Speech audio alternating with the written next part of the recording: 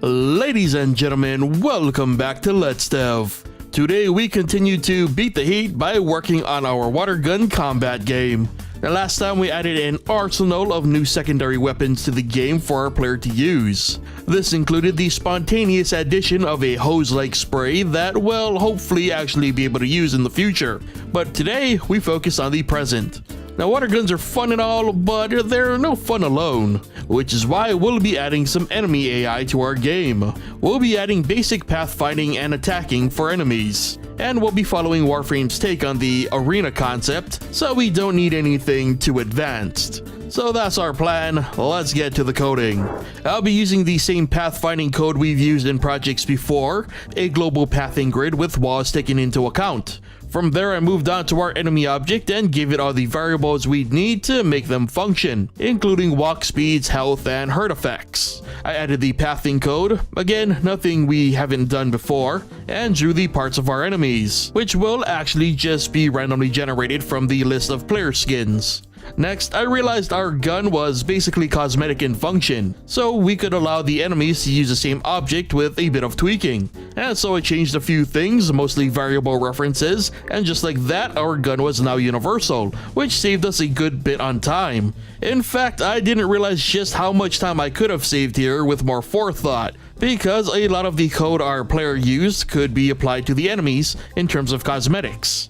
Also, while tweaking the gun code, I tried to tie the x-axis check for the gun's y-scale to a variable, which was defined in the gun's creation. However, it didn't work, which I guess is fair. Sadly, extra time was then spent trying to figure out an alternative, which I did by setting up another direction check just to flip our gun properly. So that's definitely something I'll be researching in the future. But regardless of a few hiccups, we were able to construct a proper pathing enemy, with proper gun pointing code to boot. And I even updated the water spout sprite. So now that our enemies could walk, we needed to make them a little more dangerous. We're using our typical cooldown system here with a simple distance check. Again, I totally could have saved time here had I made these all scripts. So remember folks, plan accordingly. Speaking of which, when it came time to add the squirt effect script we created last time, I realized we had to tweak it to use with our enemies. To do this, I added two arguments that would determine the X and Y origin of the spray, and the end result was exactly what we were after, an enemy that chases down the player firing when in close enough range. Now, because we're using the same squirt object for both player and enemy, we had to figure out a way to differ between the two, just so players aren't shooting themselves and enemies aren't shooting their allies. So I gave the squirts an ally variable. The default would be the player's squirts and one would be the enemy's squirts.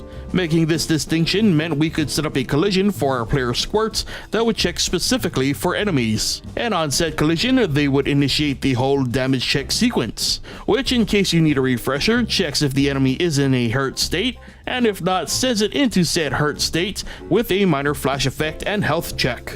And this check will also apply to our player and enemy squirts once we get around to it.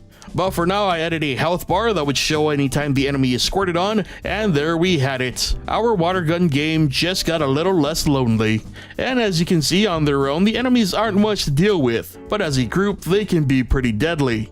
To mix things up, I gave the enemies random walk speeds and distance checks, which will need tweaking in the future, but for now it served as a pretty faithful conversion of Warframe's game mode into our own little weird project. I've still got a few ideas left to implement before even considering balancing, so we've still got some ways to go. But for now, that brings us to the end of today's episode of Let's Dev. So remember that if you like this video or enjoy Let's Dev in general, be sure to hit that like button. If you aren't already subscribed, be sure to hit that subscribe button, and be sure to turn on notifications so you never miss a new episode. And as always, be sure to leave your thoughts on our progress in the comments section below. Thank you so much for watching, and I'll see you guys next time.